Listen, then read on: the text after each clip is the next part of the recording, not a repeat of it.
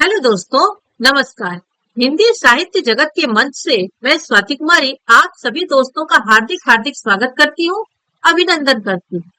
दोस्तों, आज का हमारा टॉपिक हिंदी व्याकरण का एक ऐसा टॉपिक है जिससे परिचित सभी बच्चे लगभग रहते हैं, लेकिन उससे संबंधित जब प्रश्न पूछे जाते हैं एग्जाम में, तब वो बहुत बार उलझ भी जाते हैं। टॉपिक है हमारा लिंग, जिसे इंग्लिश में कहते हैं जेंडर। स्कूल में चाहे क्लास 3 से लेकर क्लास 12 तक के बच्चे हो, चाहे वो कोई भी कॉम्पिटिटिव एग्जाम की तैयारी कर रहे बच्चे हो, आपको लिंग से संबंधित जितने भी प्रश्नों के आंसर देने में प्रॉब्लम होती है या लिंग को पहचानने में प्रॉब्लम होती है, तो उन सब के लिए वीडियो बहुत ही कारगर। ये वीडियो जो भी बच्चे लास्ट तक देख लेंगे, ये मेरी इस बात की गारंटी है कि लिंग से संबंधित फिर कभी भी उन्हें कोई प्रॉब्लम नहीं रहेगा। और किसी भी एग्जाम की तैयारी आप कर रहे हो, इससे संबंधित जो भी प्रश्न आपको पूछे जाएंगे, आप जरूर उसका उत्तर दे पाएंगे। तो अब हम लोग लिंग के बारे में समझते हैं। सबसे पहले तो जान लीजिए कि लिंग मतलब जेंडर। इसे इंग्लिश में क्या कहते हैं? जेंडर। लिंग संस्कृत शब्द है जिसका अर्थ है चिन्ह या निशान। जैसे कोई भी हम सिंबल देते हैं जिसके थ्रू हम उसे पहचानते हैं, जैसे आप समझ लीजिए ट्रैफिक पुलिस जो रोड पर सिग्नल देती है, तो रेड लाइट के जलने से ही हमें संकेत मिलता है कि गाड़ी को रुकनी है, और ग्रीन लाइट के जलने से ही हमें संकेत मिलती है कि अब गाड़ी को चलनी है। तो लिंग क्या है? वो भी एक चिन्ह या निशान है।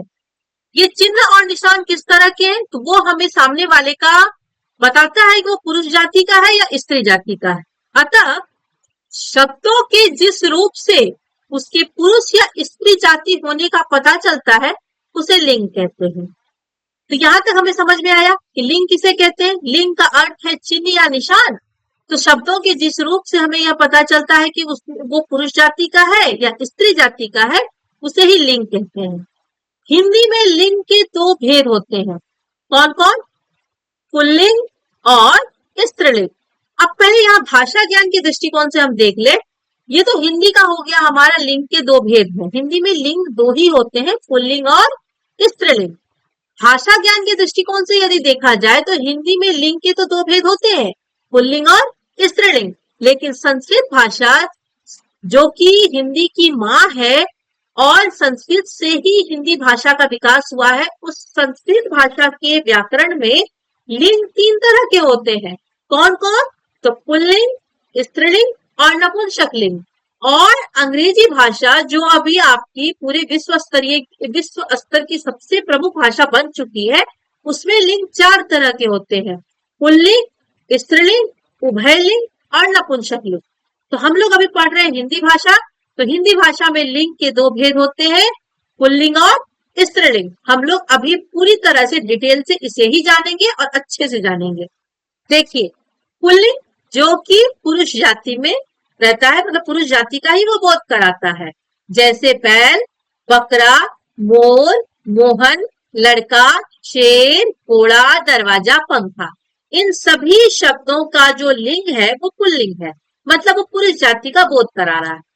अब है स्त्रीलिंग। स्त्रीलिंग मतलब स्त्री जाति का बोध कराने वाले सारे शब्द, जैसे गाय, कहते हैं ना गाय हमारी माता है, बकरी, मोरनी, लड़की, हथनी, शेरनी, खिड़की, माता, बहन। दोस्तों, ये सभी स्त्रीलिंग शब्द हैं जो कि स्त्री जाति का बोध कराते हैं। इन सबका लिंग स्त्रीलिंग है। तो हम यहाँ तक समझ गए कि कैसे शब्द पुल्लिंग में है और कैसे शब्द स्त्रीलिंग में है। अब इसके आगे जानते हैं हम लोग। दोस्तों, यहाँ पर हमारा पुल्लिंग और स्त्रीलिंग को हमने बारी बारी से पूरी परिभाषा और उदाहरण के माध्यम से समझाया है।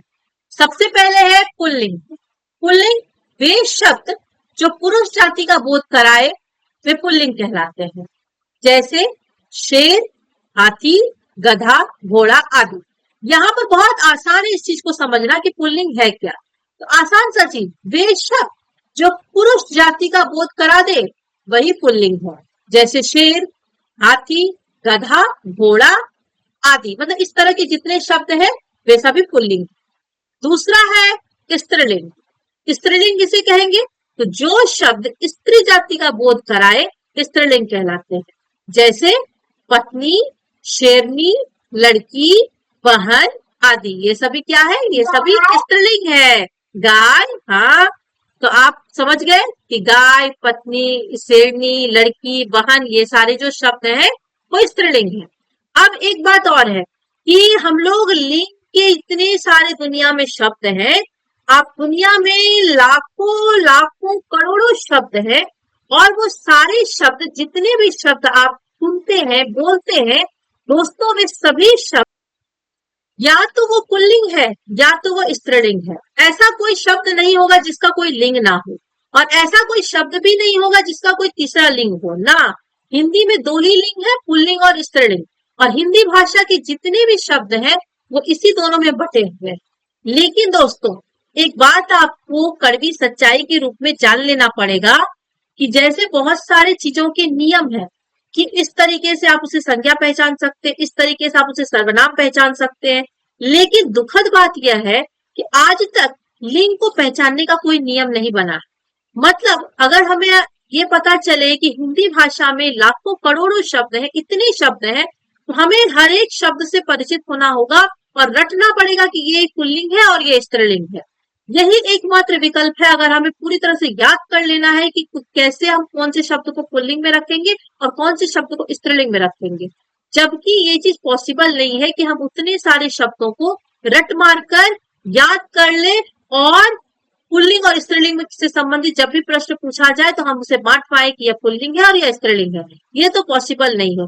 इसलिए लिंग को पहचानने का कुछ सरल नियम निर्धारित किए गए हैं।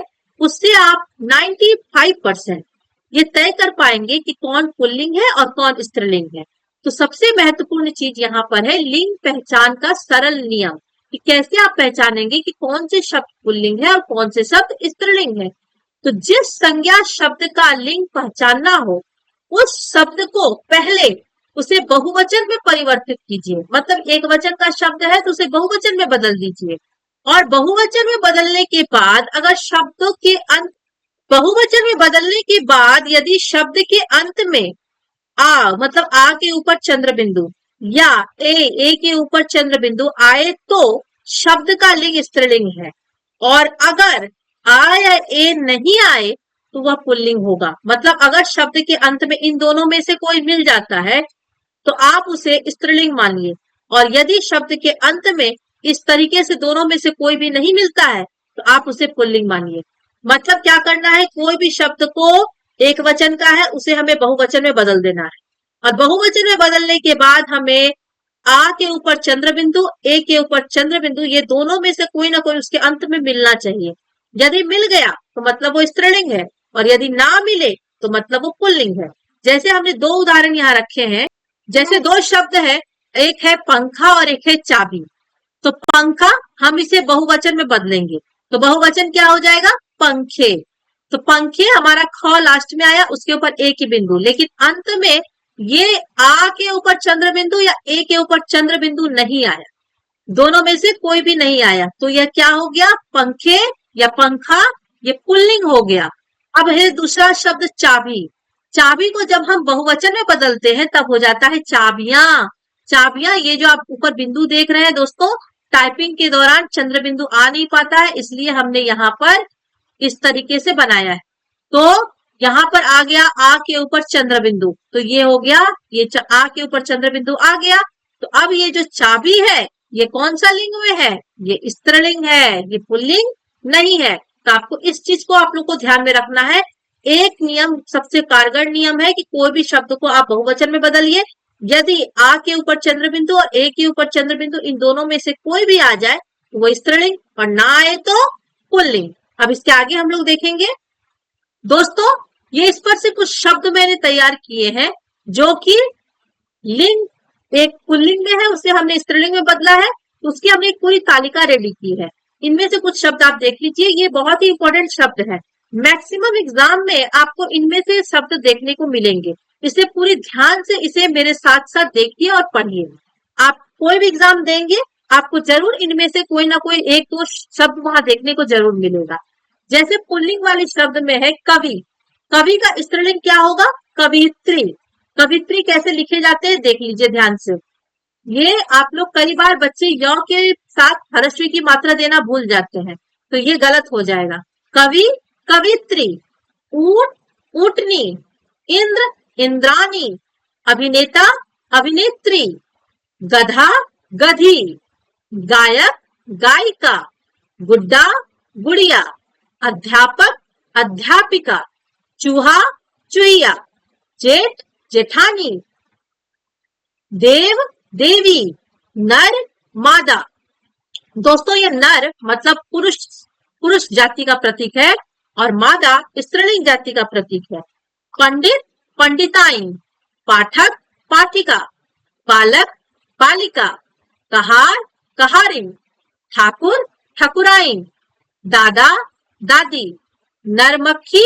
अच्छा, मक्खी हर हाल में स्त्रीलिंग शब्द है, ठीक है।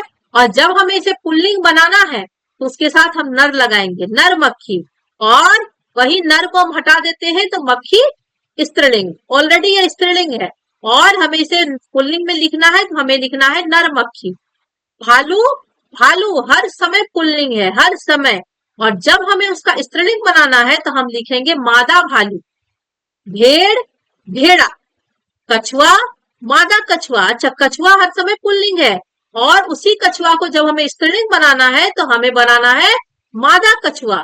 ग्वाला, ग्वालिन, तपस्वी, तपस्विनी। आप ध्यान से देख लिए सारे शब्दों को, ये सारे शब्दों को आप रट जाइए क्योंकि बहुत सारे एग्जाम से संबंधित ये प्रश्न शब्दों को मैंने निकाला है वहां से चुनाव कर करके, जो कि बहुत सारे एग्जाम में आए हैं और बहुत सारे एग्जाम में इससे संबंधित ही शब्द रहेंगे, इसलिए जितना हो सके आप लोग इस शब्दों को रट लीजिए। इसके आगे देखते हैं। अच्छा, अब पुल्लिंग की पहचान, पुल्लिंग किसे कहते हैं ये तो हम लोग पहचान पढ़ लिए। अब पुल्लिंग को पहचानने की एक विशेष विधि है तो हम लोग इसे जान लेते हैं। हमने इसे कुछ भागों में डिवाइड किया है कि पुल्लिंग को पहचानने करने के लिए जो कुछ नियम निर्धारित किए गए हैं उसे हमने कुछ भाग में बांटा है। तो पुल्लिंग की पहचान करने के लिए भाग 1 में प्रत्यय और भूगोल, भूगोल से संबंधित जो आप तो जानते हैं पृथ्वी पर जितने भी चीजें हैं उन सबको हम लोग भूगोल के अंतर्गत पढ़ते हैं, तो हम लोग उन सबको एक माध्यम बनाकर हम लोग सीखेंगे कि कौन कौन सी जगह पर पुल्लिंग के शब्द देखने को मिलेंगे। तो सबसे पहला है प्रत्यय से संबंधित, तो जिन शब्दों के पीछे, आप जानते हो प्रत्यय किसे कहते हैं, उपसर्ग और प्रत्यय पर मैंने वीडियो बनाया है। यदि कोई बच्चे उपसर्ग और प्रत्यय पर वीडियो नहीं देखे हैं तो आप लोग उस वीडियो को जरूर देख लें। प्रत्यय क्या होता है, जो कि शब्द के पीछे लगता है, शब्द के बाद लगता है। तो जिन शब्दों के पीछे आ, त्व, आ, आव, पा, पन, न आदि प्रत्यय आए तो वह पुल्लिंग है। दोस्तों यहाँ पर आ 2 बार आ चुका है, एक बार ही ठीक है, एक ही चीज 2 बार रिपीट हुआ है, इसे आप लोग हटा देंगे। और इनमें से कोई प्रत्यय यदि शब्द के अंत में आ जाता है आप समझ लीजिए वो पुल्लिंग है। जैसे मन, तन।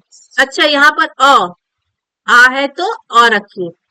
मन, तन, मन 9 में अ शामिल है, तन 9 में अ शामिल है, शेर र में अ शामिल है, राम म में अ शामिल है, कृष्ण आप देख रहे हैं सबके अंत में अ है, राम 2 बार रिपीट हुआ है, सत्य य में अ शामिल है, देव देव में भी व में अ है, मोटापा यहाँ पर आ है, आ रहेगा या अ रहेगा, ठीक है।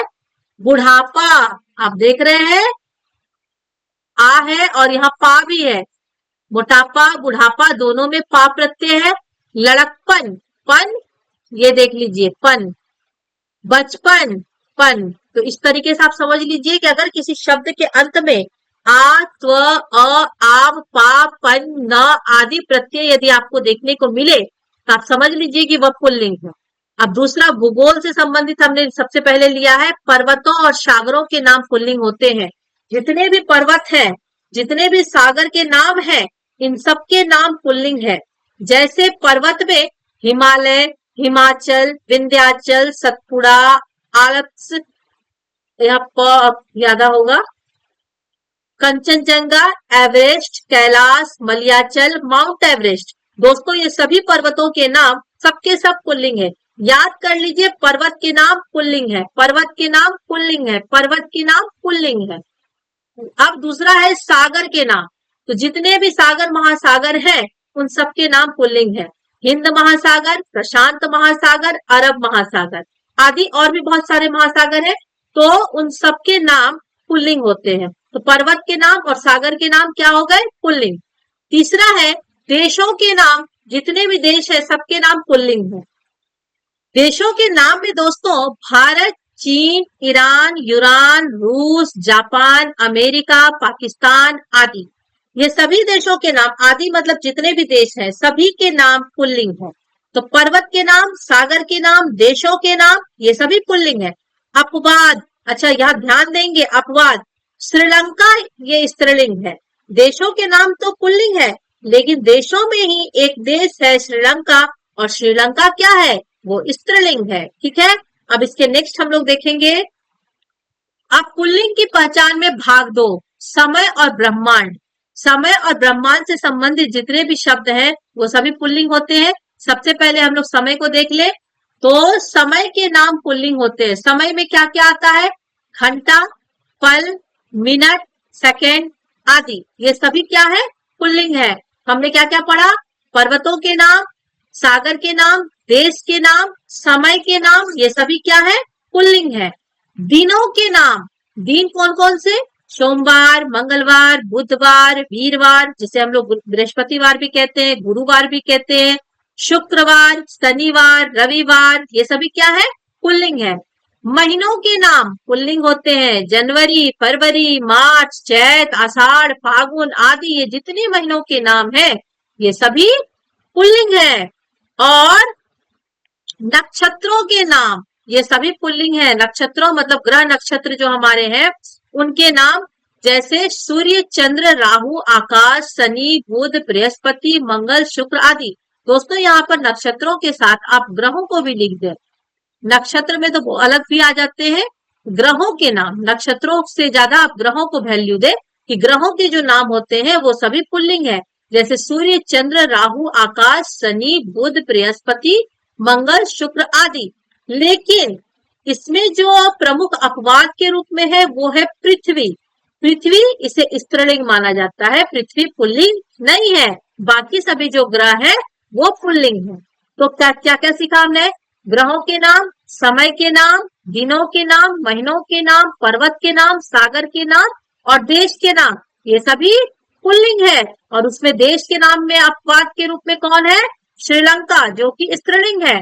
और आपका ये ग्रहों के नाम में अपवाद कौन है? पृथ्वी। सभी ग्रह पुल्लिंग है लेकिन पृथ्वी स्त्रीलिंग है। दोस्तों इसके आगे हम लोग देखेंगे।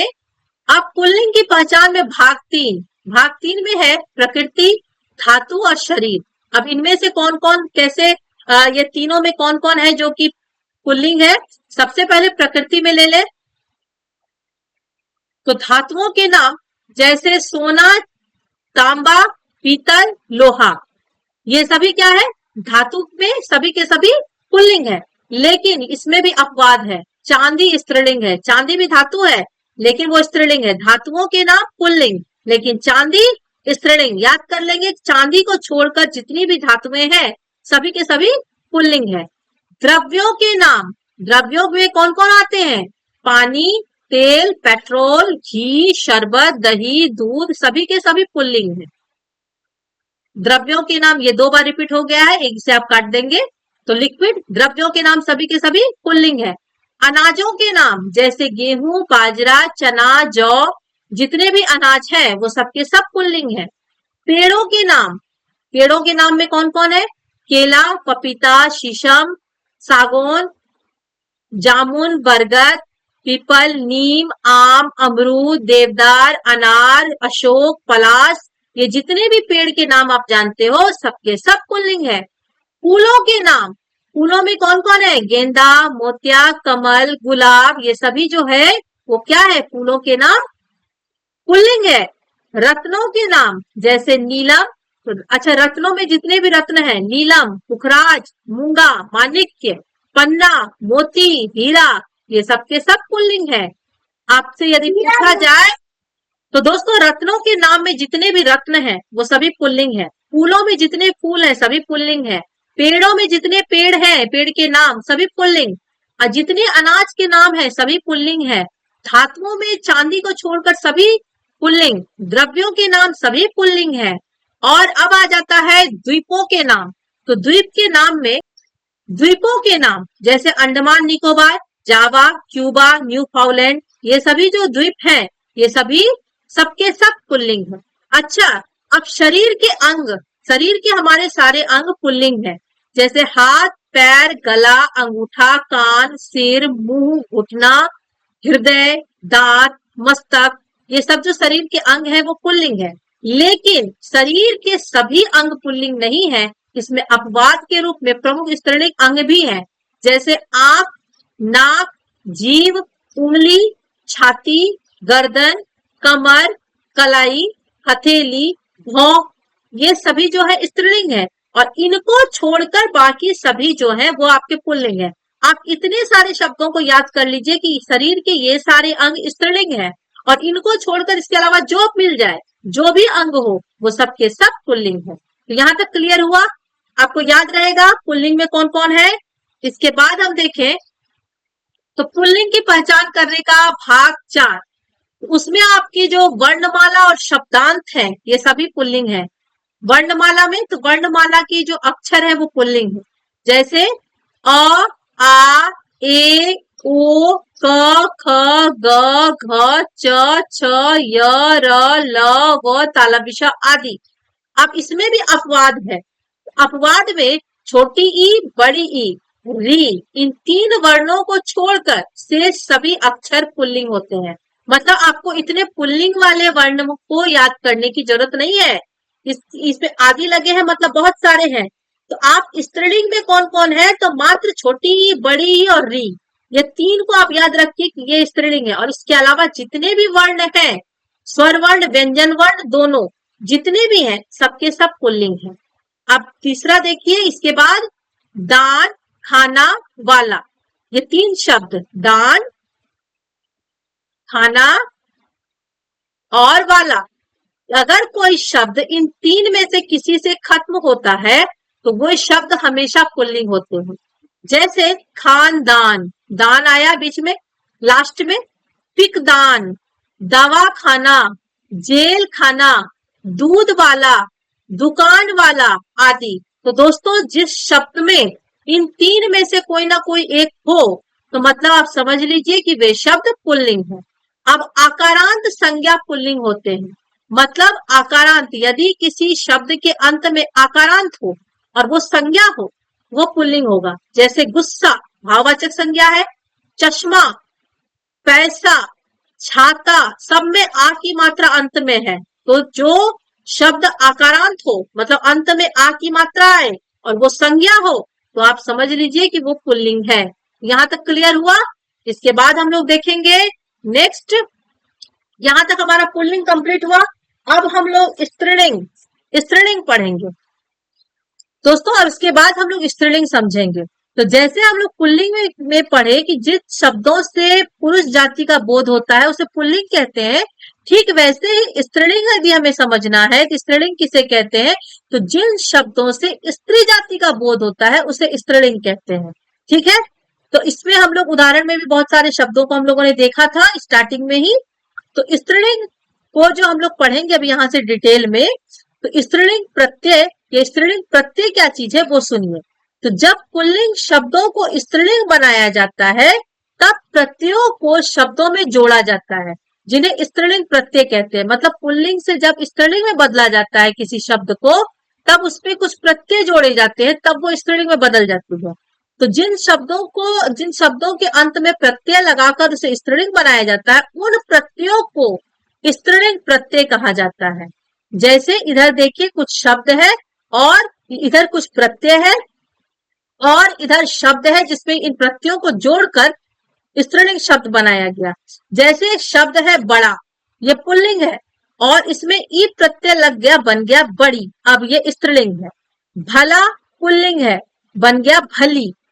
अब इनी प्रत्यय, तो योगी पुल्लिंग है और योगी में इनी लग गया, योगिनी, ये स्त्रीलिंग है। कमल पुल्लिंग है और कमलिनी, तो ये हो जाएगा स्त्रीलिंग। इन, इन प्रत्यय। धोबी पुल्लिंग, धोबिन स्त्रीलिंग। तेली पुल्लिंग और तेलिन ये हो जाएगा स्त्रीलिंग। नी प्रत्यय। मोर मोरनी, चोर चोरनी। आनी प्रत्यय। जेठ पुल्लिंग जेठानी, देवर देवरानी। आइन प्रत्यय। ठाकुर पुल्लिंग ठकुराइन, पंडित पंडिताइन। तो आप देख रहे हैं किस तरीके से प्रत्यय का प्रयोग करके पुल्लिंग को स्त्रीलिंग में बदला जाता है। इया, इया प्रत्यय। बेटा बिटिया, लोटा लुटिया। तो आप इस तरीके से देख रहे हैं कि कैसे पुल्लिंग के शब्दों में प्रत्यय लगाकर उसे स्त्रीलिंग में बदला गया। अब अगला हम लोग देखें स्त्रीलिंग की पहचान। जैसे पुल्लिंग की पहचान के हमने एक एक स्टेप हमने पढ़े, अब स्त्रीलिंग की पहचान के भी सारे स्टेप हैं। तो सबसे पहले भाग वन। भाग वन में शब्दांत, भाषा और लिपि है। तो सबसे पहले हम लोग देखेंगे इन तीनों में कैसे इन तीन भाग वन में शब्दांत, भाषा और लिपि, इनसे संबंधित कितने सारे शब्द हैं जो कि स्त्रीलिंग है। तो जिन शब्दों के पीछे ख, ट, वट, हट, वट, आहट आदि आए हुए सभी शब्द स्त्रीलिंग होते हैं। जैसे कड़वाहट, हट ये देखिए ये आ गया। आहट, हट। बनावट, वट। शत्रुता, तापत्य। मूर्खता, मिठाई। छाया, प्यास। चिकनाहट, सजावट आदि। तो मतलब आपको ये याद रखना है कि इनमें से जिन भी शब्दों में आपको इनमें से एक शब्द और आदि लगे हुए, मतलब इस तरह के बहुत सारे शब्द होंगे जो कि शब्दों के लास्ट में आपको देखने को मिलेंगे। तो आप समझ लीजिए कि वो सब के सब स्त्रीलिंग है। अब दूसरा है अनुस्वार, इकारांत, अनुस्वारांत, इकारांत, उकारांत, तुकारांत, सकारांत आदि संज्ञाएं आती है तो स्त्रीलिंग होते हैं।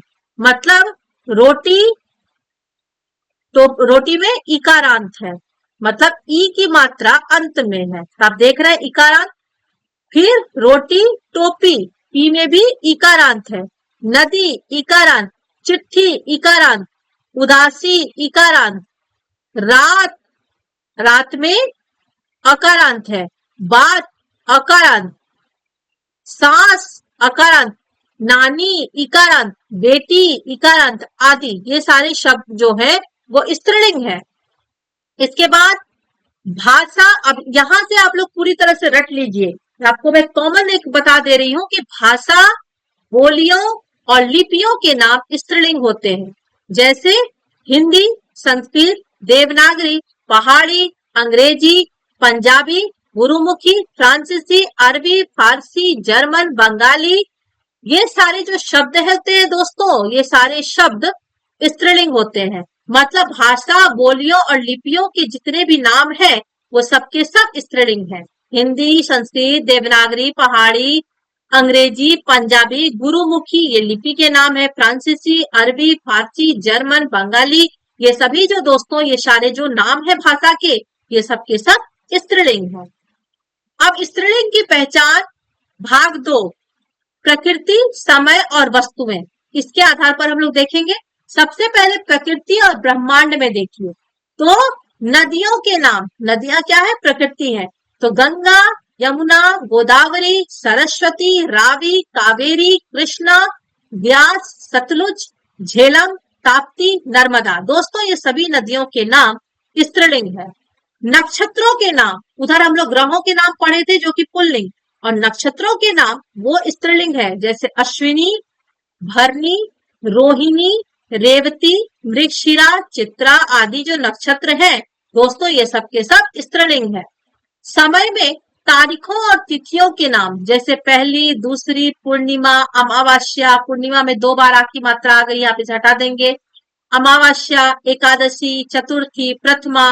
दोस्तों ये सभी जो तारीख है, तिथियां हैं, ये सभी स्त्रीलिंग है। और वस्तुएं और समूह के नाम हमेशा स्त्रीलिंग रहने वाली जो संज्ञा है हमेशा स्त्रीलिंग रहती है। तो मक्खी, अगर मक्खी हर समय स्त्रीलिंग है, और यदि हमें मक्खी को पुल्लिंग बनाना हो तो हम कैसे बनाएंगे? पीछे हम लोग पढ़ चुके हैं। नर मक्खी लगाकर। मक्खी को पुल्लिंग कैसे बनाया जाता है? नर मक्खी। कोयल, मछली, तितली, मैना। दोस्तों ये सभी जो है, ये सभी स्त्रीलिंग है। समूहवाचक संज्ञा, समूहवाचक संज्ञा जितने भी हैं, जिसमें एक समूह का बोध हो, एक भीड़ की बोध हो, ग्रुप की बोध हो, तो भीड़, कमेटी, सेना, सभा, कक्षा। दोस्तों ये सभी समूहवाचक संज्ञा जो शब्द है, वो सबके सब स्त्रीलिंग है। पुस्तकों के नाम जैसे कुरान, रामायण, गीता, रामचरितमानस, बाइबल, महाभारत। दोस्तों ये सभी जो पुस्तकों के नाम है, वो सबके सब स्त्रीलिंग है। मसालों के नाम, किचन में जो आप मसाला यूज करती हैं, दालचीनी, लौंग, हल्दी, मिर्च, धनिया, इलायची, अजवाइन, सौंफ आदि, ये सबके सब दोस्तों स्त्रीलिंग है। तो याद रखेंगे, आपको कुछ शब्द हैं जो कि हर समय स्त्रीलिंग रहते हैं। समूहवाचक संज्ञा के जितने भी शब्द हैं, वो सबके सब स्त्रीलिंग है। पुस्तकों के नाम स्त्रीलिंग है, मसालों के नाम स्त्रीलिंग है। इसके बाद अब हम लोग, ये तो हम लोग जान गए कि पुल्लिंग कौन कौन है, स्त्रीलिंग कौन कौन है। लेकिन दोस्तों जैसा कि मैंने आपको बताया कि ये कड़वी सच्चाई है कि आप चाहे कितनी भी जोर लगा ले, आपको लिंग पहचान करने के कोई निर्धारित नियम नहीं मिलेंगे। मतलब दुनिया में जितने शब्द हैं हिंदी भाषा के, आपको उन सबको एक तरीके से रटना पड़ेगा कि कौन पुल्लिंग है और कौन स्त्रीलिंग है। लेकिन ये समाधान नहीं है, क्योंकि रटना हर समय पॉसिबल नहीं है। और इतने सारे शब्दों को हम डिवाइड करके रटे कि ये सबके सब पुल्लिंग है और ये सबके सब स्त्रीलिंग है, ये संभव नहीं है। तो हमने लिंग पहचान करने की 3 अचूक विधियां तैयार की है, जो कि आपको 100% तो नहीं, लेकिन मैं इस बात की गारंटी दे सकती हूँ कि कम से कम 98% आपको किसी भी शब्द आपके सामने आ जाए, कोई भी शब्द आपके सामने आ जाए, आप उसका लिंग पहचान आसानी से कर सकते हैं। तो विद्वानों ने, हिंदी के कुछ विद्वानों ने 3 विधियां बनाई है, जिसके माध्यम से बहुत हद तक लिंग पहचाना जा सकता है। तो कौन सी ऐसी विधि है जिसके माध्यम से हम लिंग पहचान सकते हैं? तो सबसे पहला है हमारा सर्वनाम की मदद से। याद कर लेंगे, इसे नोट करेंगे। सर्वनाम की मदद से हम लिंग पहचान सकते हैं। सर्वनाम की मदद से हम कैसे पहचान सकते हैं? तो सर्वनाम के शब्द है मेरा या मेरी। मेरा या मेरी क्या है? ये सर्वनाम है। तो हमें क्या करना है, हमारे सामने कोई भी शब्द आए तो हमें उस शब्द के आगे मेरा या मेरी लगाकर देखेंगे। दोस्तों ये जो 3 विधियां हैं, खड़ी बोली के जितने भी बच्चे होंगे, ये उनके लिए कारगर उपाय होगा, क्योंकि वो जीवन में ऐसे शब्दों को जानते हैं, कई बार बोलते हैं, शुद्ध उच्चारण करना जानते हैं। इसलिए उनको आसानी से, उनके लिए ये कारगर उपाय हो जाएगा। लेकिन जो खड़ी बोली के बच्चे नहीं हैं, मान लो दक्षिण भारत के हैं या पश्चिम बंगाल के हैं या खड़ी बोली से अलग जो भाषा के बच्चे हैं, उनके लिए जो हमने पहले अभी पढ़ाया कि कौन कौन पुल्लिंग है और कौन कौन स्त्रीलिंग है, उनको 1 बार 2 बार 3 बार करके ये वीडियो देखे, सुन ले, उनके लिए वो विधि 98% कारगर हो जाएगी। तो अब दोस्तों हमारा है सर्वनाम की मदद से। तो सर्वनाम की मदद से, इसमें सर्वनाम के शब्द है मेरा या मेरी। इसे क्या करेंगे, शब्द के आगे कोई भी शब्द आपके सामने आ जाए, उसके आगे आपको मेरा या मेरी लगाना है। तो शब्द के आगे मेरा या मेरी लगाकर हम देखेंगे कि कौन से शब्द के साथ मेरा अच्छा लग रहा है या मेरी अच्छा लग रहा है। तो जैसे हम एक शब्द लेते हैं किताब, तो किताब को हम मेरा या मेरी लगाकर बोलेंगे। तो हम बोलेंगे मेरा किताब। तो बोलने में क्या अच्छा लग रहा है? मेरा किताब? नहीं, वो गलत लग रहा है। मेरी किताब, हाँ ये ठीक लग रहा है। तो ये हो जाएगा मेरी किताब सही है, मतलब किताब स्त्रीलिंग है। तो किताब क्या है? स्त्रीलिंग है। अब दूसरा हम देख लेते हैं बैग। बैग में हम कहते हैं मेरी बैग, तो क्या वो अच्छा लग रहा है? नहीं, वो गलत लग रहा है। अगर हम कहते हैं मेरा बैग, तो मेरा बैग क्या हो जा रहा है? सही, मतलब वो हो गया पुल्लिंग। तो बैग क्या हो गया? पुल्लिंग। किताब स्त्रीलिंग, बैग पुल्लिंग। अब तीसरा शब्द है कुर्ता। तो कुर्ता में अगर हम कहें मेरी कुर्ता, तो क्या है वो सही लग रहा है? नहीं, वो गलत लग रहा है। अगर हम उसी के जगह पे कहेंगे मेरा कुर्ता, तो मेरा कुर्ता बोलने में ठीक लग रहा है, तो कुर्ता क्या हो गया? पुल्लिंग। तो इस तरीके से सर्वनाम की मदद से हम लोग कोई भी शब्द को पुल्लिंग है या स्त्रीलिंग पता कर सकते हैं। अब दूसरा है हमारा विशेषण की मदद से। अब हम लोग विशेषण की मदद से जानेंगे कि कौन से शब्द पुल्लिंग है और कौन स्त्रीलिंग है।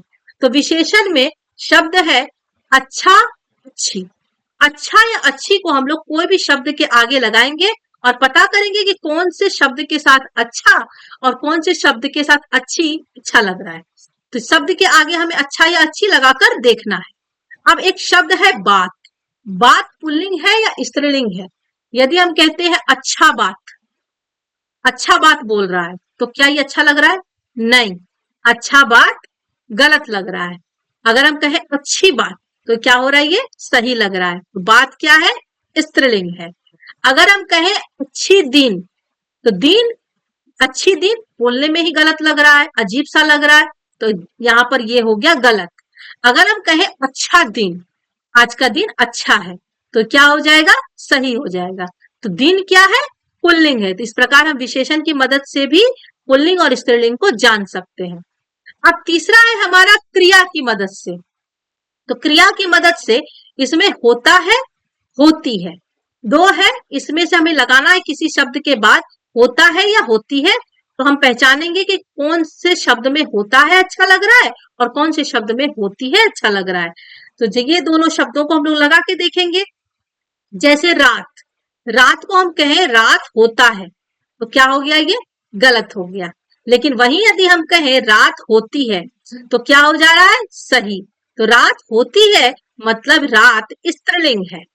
तो दिन होती है, अब हम दिन को कह दिए दिन होती है, तो क्या एकदम अजीब सा लग रहा है? गलत है ये। अगर उसी के जगह पर हम कहें दिन होता है, तो दिन क्या हो जाएगा? पुल्लिंग, क्योंकि दिन होता है बोलने में ये अच्छा लग रहा है। तो अब आप लोग समझ गए दोस्तों कि कैसे सर्वनाम की मदद से, कैसे विशेषण की मदद से और कैसे क्रिया की मदद से हम लोग लिंग को पहचान सकते हैं। अब एक बात और मैं आपको लास्ट अचूक विधि के रूप में दे दूं। दोस्तों विशेष ध्यान देने योग्य बात है कि प्रायः अकारांत, इकारांत, उकारांत ये सारे जो शब्द होते हैं ये सदैव पुल्लिंग होते हैं। इसको आप याद रख लीजिएगा। जितने भी खड़ी बोली के बच्चे हैं और जितने खड़ी बोली के बच्चे नहीं हैं, वो सभी इस मेथड को पूरा याद कीजिएगा कि प्रायः, हर समय तो नहीं, यहाँ य के बाद बिंदु लगाइएगा। प्रायः मतलब 98%, क्योंकि लिंग के मामले में कोई आपको 100% गारंटी देकर कुछ भी नहीं बोल पाएगा, क्योंकि इसके नियम नहीं निर्धारित है। अच्छे अच्छे विद्वान इसके सामने जाकर घुटने टेके हैं। बहुत सारी विधि का ढूंढा गया है कि कैसे लिंग पहचाना जा सकता है। तो प्रायः अकारांत मतलब जिस शब्द के अंत में अ आ जाए, जिस शब्द के अंत में इकारांत मतलब छोटी ई की मात्रा, और जिस शब्द के अंत में उकारांत, ये सारे मिल जाए, आप समझ लीजिए कि वो शब्द प्रायः पुल्लिंग होते हैं। तो यहां तक क्लियर हुआ दोस्तों? तो इसके साथ ही हमारा पुल्लिंग लिंग टॉपिक समाप्त हुआ।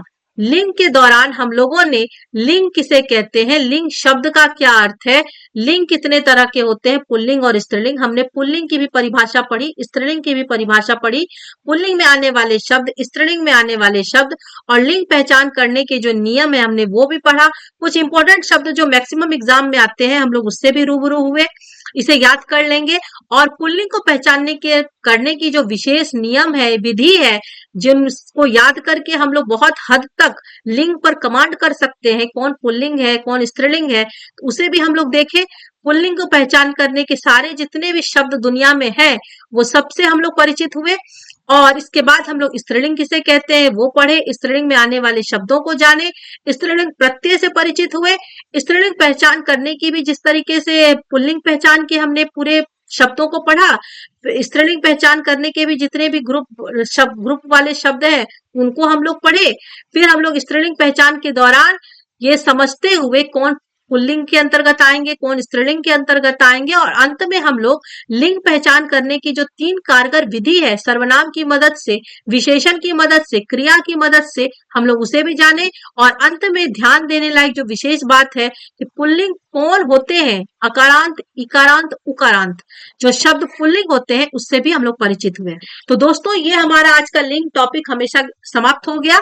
मैं उम्मीद करती हूँ कि ये वीडियो को लास्ट तक देखने के बाद कोई ऐसे बच्चे नहीं होंगे जिनको लिंग से संबंधित कोई प्रॉब्लम रही होगी। लेकिन यदि फिर भी प्रॉब्लम रही है तो आप लोग जरूर कमेंट बॉक्स में कमेंट करके मुझे पूछिएगा, मैं आपके हर एक प्रश्न का उत्तर दूंगी। इसके बाद आप लोग और कौन कौन से टॉपिक पर मुझसे हेल्प चाहते हैं वो भी बताइएगा। तो चलिए दोस्तों, अब मैं अपना वीडियो यहीं समाप्त करती हूँ। यदि आप लोगों को मेरा वीडियो अच्छा लगा तो प्लीज इसे लाइक करें, फीडबैक के रूप में अपनी कमेंट दें और साथ ही साथ इस चैनल को सब्सक्राइब जरूर कर लें। मेरे चैनल को सब्सक्राइब करने के साथ साथ आप लोग इसे शेयर करें ताकि मैं सभी की हेल्प कर पाऊं और सभी के हिंदी स्ट्रांग हो पाए। उसके बाद आप लोगों को मेरा चैनल सब्सक्राइब कर लेना है ताकि मेरी आने वाली हर वीडियो सबसे पहले आप लोग तक पहुंचे। तो चलिए दोस्तों, बहुत बहुत धन्यवाद।